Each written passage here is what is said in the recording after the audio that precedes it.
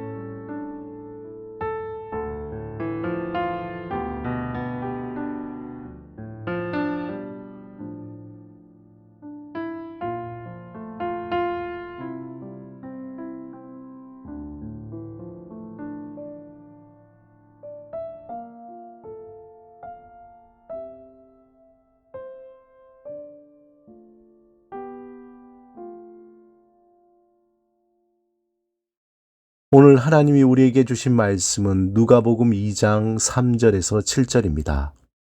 함께 말씀을 읽고 우리에게 들려주시는 하나님의 음성을 듣겠습니다.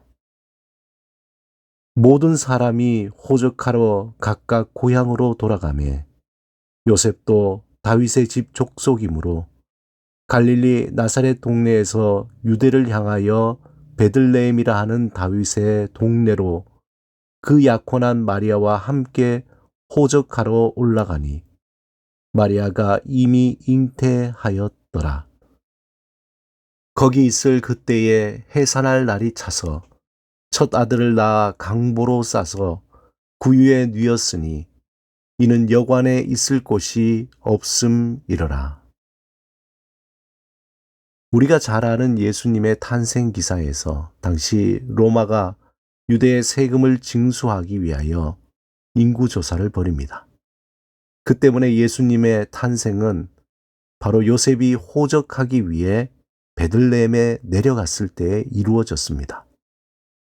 마리아와 요셉은 일찍 서둘러 걸어서 일주일이 넘는 거리를 움직였을 것입니다.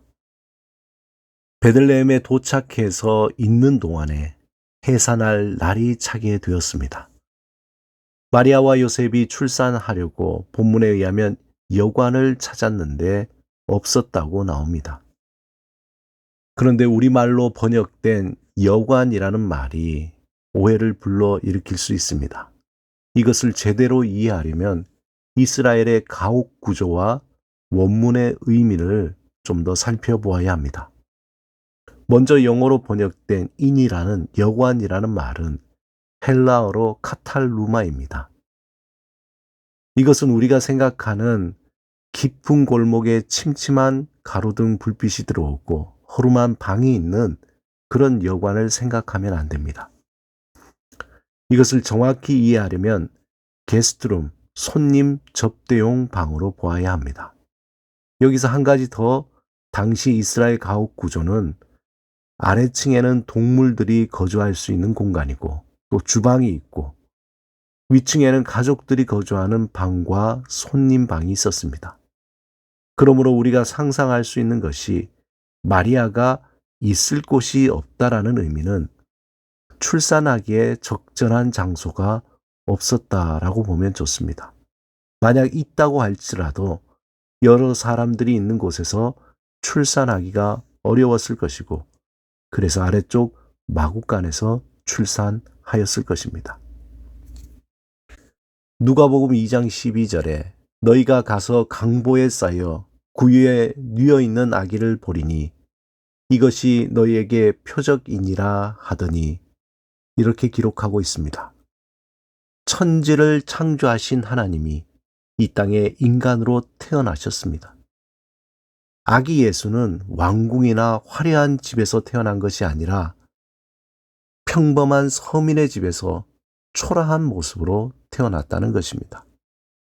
우리에게 큰 위로를 주는 것은 하나님이 인간이 되어 태어나신 소식을 가장 먼저 직접 들은 사람들이 뛰어난 학자나 사회적 지위가 높은 사람들이 아닌 당시에 가장 가난한 사람들 중에 하나인 목자들에게 들려주셨다는 것입니다.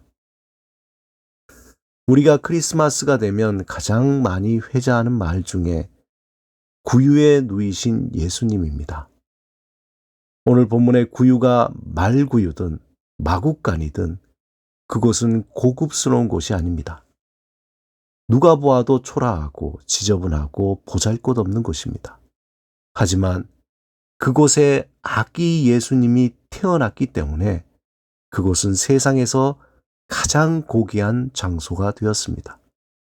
그곳은 가장 거룩한 장소가 되었습니다.